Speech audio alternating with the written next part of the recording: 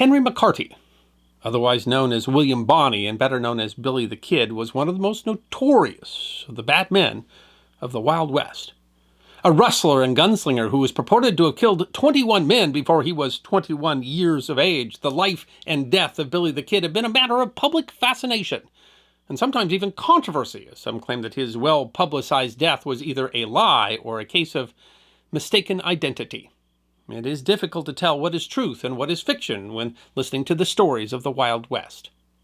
But there have been many over the years who claim to have been present to witness the demise of an outlaw like Billy the Kid or a member of his notorious gang of rustlers. And those stories tend to illustrate a simple point: that men who live by violence often die by violence. The December 3rd, 1880 edition of the Las Vegas Daily Gazette exclaimed, "There's a duty which the people of San Miguel County should immediately discharge in the ousting of a powerful gang of outlaws who are continually harassing the stockmen in Pecos and Panhandle country and terrorizing the people of Fort Sumner and vicinity." That gang was sometimes called the Rustlers, but more often known as Billy the Kid's gang. Many of the men had been involved in the 1878 Lincoln County War, a conflict between rival factions over profits in New Mexico Territory, in which more than 20 men had been killed.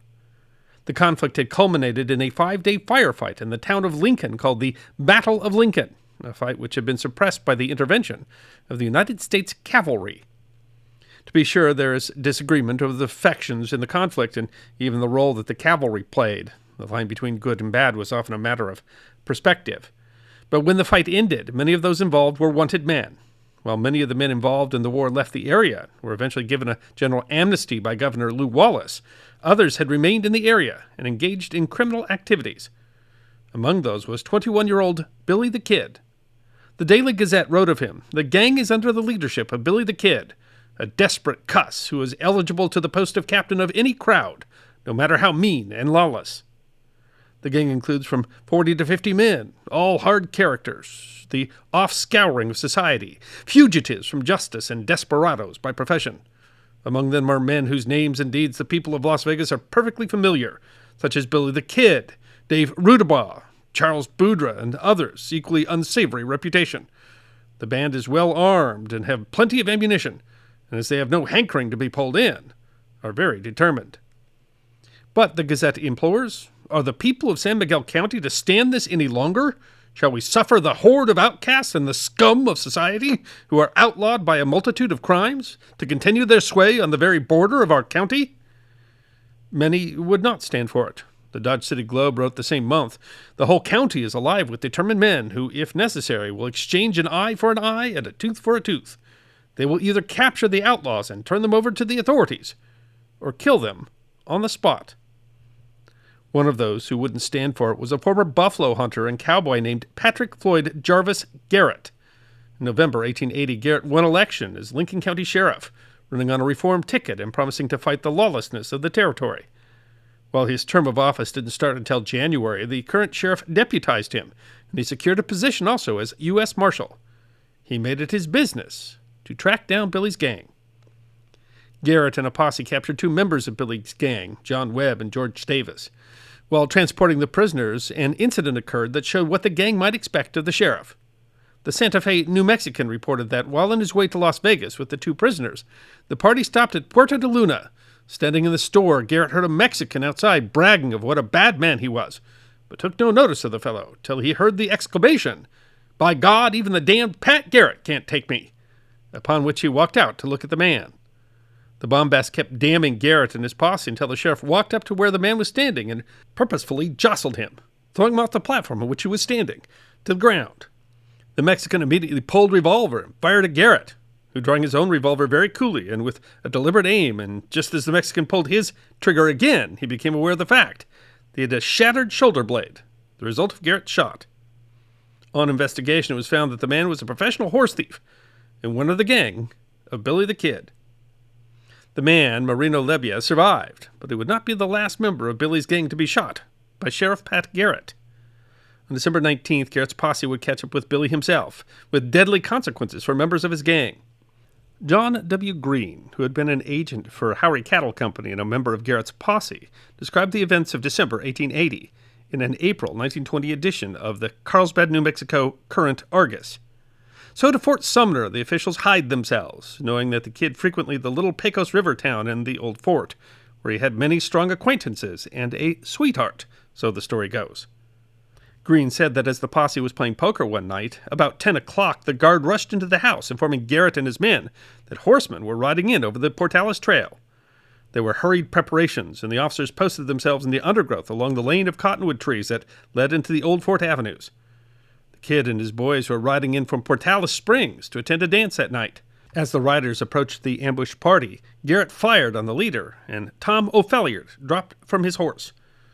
The man Garrett had shot was Thomas Bigfoot O'Phalliard, purportedly Billy's second in command. As the rest of the gang rode away, Green assisted in carrying O'Phalliard into a house, where he died a few minutes later, heaping curses on Garrett's head. Realizing that they couldn't catch the outlaws at night, the posse left early the next morning, guessing that the gang would head for a small point called Stinking Springs. Green told the Current Argus, "Through the rough country of the Pecos River breaks, they emerged upon the Little Rock house at the springs, and there tied were the horses of the outlaws. Garrett ordered his men to dismount, picket their horses under cover of the bluff, and to cover the house for any possible attempt of the outlaws to escape. Garrett then crawled up to the house under the cover of a blind stone wall and told the kid he might as well give up, that he was prepared to starve him out, and if he tried to shoot his way out, he would be killed." At first there was no response. Then, Green told the Current Argus, suddenly the door was opened and a man stepped out with the apparent intention of getting one of the horses. Garrett's unerring aim dropped Charlie Bowdry, dead. According to the Santa Fe New Mexican, Bowdry had recently written a letter to the territorial governor proposing that he turn himself in exchange for charges against him being dropped. "It's not very probable that the authorities would have complied with any such conditions," the New Mexican writes, "but however this may be, Charlie is now where no indictments can reach him." With two of his gang killed and no means of escape, Billy surrendered, along with gang members Tom Pickett and Dave Rudabaugh. Garrett was forced to defend the men from lynch mobs, but they were safely delivered to Santa Fe. Billy was convicted of a murder from the time of the Lincoln County War, but on April 28, 1881, while awaiting his execution, he escaped from the Lincoln, New Mexico jail, killing 2 deputies in the process. Mr. W.H. Sammons, who claimed to be an acquaintance of Billy, told the St. Paul Globe in 1899 that Billy told 2 men as he was leaving town, "Tell Pat Garrett we'll have to put the hanging off." But Garrett wouldn't wait for a hanging. 3 months later, on July 14th, Garrett caught up with Billy as he hid at the ranch of a friend. When Billy came into a dark room one night, Sammons told the Globe, instinctively suspecting something wrong, he demanded, "Who's there?" Garrett had recognized his voice, and he fired in the direction from whence it came, well knowing that the time had come to either be killed or kill the kid. Fortunately, his aim was well taken. The desperado fell dead in his tracks with a bullet in his heart, but without a groan. Thus perished Billy the Kid, whose blood-stained career is still talked of in the Southwest. Billy's companions generally fared no better. Dirty Dave Rudabaugh, who had been arrested by both Wyatt Earp and Bat Masterson and who had played poker with Doc Holliday before drifting to New Mexico, was wanted for the murder of a jailer in an attempted jailbreak in April 1880. In December 1881, while awaiting an appeal on his conviction, he and 6 men escaped the Lincoln County Jail by tunneling. A 1936 edition of the Fort Worth Star-Telegram connected him to another famous outlaw of the Wild West, Jefferson Soapy Smith. The paper writes that Rudabaugh had eventually gone to the city of Creede, Colorado, where, under the protection of friends, among them Soapy Smith, Rudabaugh went to work in the mines. This occupation, while reasonably safe, did not appeal to his venturesome spirit, and he left for Victor near Cripple Creek, where he was killed in one of the battles staged by the Miners' Union forces and the mine owners' men. But there is another, even more gruesome story. In 1953, historian F. Stanley, a Catholic priest who had been stationed in New Mexico and is known as a student of New Mexico history, wrote in his book Desperados of New Mexico. Finally, he drifted to the town of El Parral in the state of Chihuahua. In his old Mexican town of some 5,000 souls, Rudabaugh made himself obnoxious by stealing payrolls and by insulting the natives, who he cursed as inferior beings.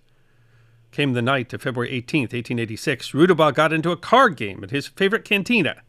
Rudabaugh accused a player of cheating. The man pulled a gun. Rudabaugh shot him between the eyes and drilled a second man through the heart and then fled. But the town had had enough of Dirty Dave. Stanley says that the street was barricaded. Rifles broke from the houses. Rudabaugh fell. A man dashed from a doorway, brandishing a sword. Rudabaugh's head was hacked off, placed on a pole, and paraded through the torchless streets. Violence also found many other members of the gang. An April 1931 edition of the Thompson Falls, Montana, Sanders County Ledger tells the story of Long Henry Thompson, a member of Billy the Kid's gang who had purportedly killed 4 men. Henry had been party to scores of gunplays during his stormy career and must have viewed his miraculous escape as a special dispensation and guarantee of a charmed life. The immutable laws, however, inevitably work out, and he that lives by the sword shall die by the sword. So, in Long Henry's case, he too met death at the hands of an armed foe, dying on the floor of Schufeldt's Saloon in Saco, Montana, with 5 bullets through him, paralyzed by the first shot, so that his exquisitely perfected and lightning-like draw availed him not. Colonel Jack Crawford, a famed Western adventurer and friend of both Wild Bill Hickok and Buffalo Bill Cody, told the Chicago Inter-Ocean in 1903 that every man in Billy the Kid's gang was my friend. I met them time and again in the Seven Rivers district, along the Rio Grande, and all through No Man's Land, and they never once stopped or offered to harm me. Crawford claimed to have been present at the deaths of several members of the gang. One was a man named Jack Burke. Visiting Burke, Crawford heard a rifle shot. He found that Burke had been shot by a member of his own gang. The wound was a frightful one. The ball had ripped open his abdomen. I got a sheet and tied it around his waist, and he crawled into the house. "Get me to the window, Jack," he said. "Give me my gun and put a mattress up under the window. There I will die, but I will take a few along with me when I go." "This is not your fight, Jack Crawford. I have not long to live. Keep out of the way until I call you." In another minute, the Winchester began spitting fire. For 20 minutes, the battle kept up furiously. When Jack fired his last shot, it was what we call the dead man shot, and it was always true. He called to me. I ran to him, and he said, "Stretch me out, old man, and pull off my boots. I am going to die." Crawford said that he had been game to the finish. When all was quiet, I walked about the region to take a look at the battleground. Jack had killed 5 men. The last one fell at the dead man's shot. Crawford also wrote that I was witness of the passing of 2 other members of Billy the Kid's gang. In Texas, Crawford saw famous El Paso Marshal Dallas Studenmeyer. He was born a Texan, was a man of rare ability, full of resolution and faithful to his duty. Studenmeyer asked Crawford to bring his gun and join him as he planned to capture 2 of the men from Billy's gang.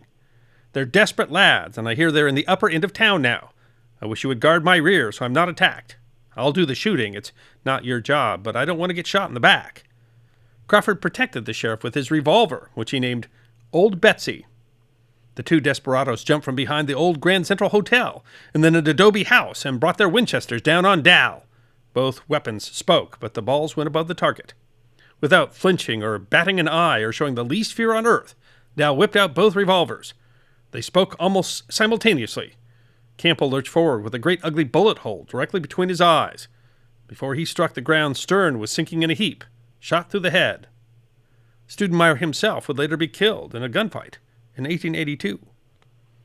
On April 6, 1887, the Los Angeles Times reported the death of what the paper called the last member of Billy the Kid's gang, called the Notorious Bandit of the Sandias, wanted for, among other things, a brutal murder and arson in which 3 men had been killed. The outlaw had been captured by deputies who had been compelled to shoot him. The outlaw was Marino Lebbia, the man who Pat Garrett had shot in the shoulder in 1880. One of the strangest stories was that of gang member Billy Wilson.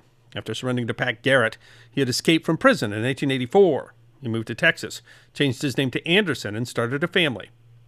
But in 1885, he had a chance encounter with Pat Garrett, who recognized him.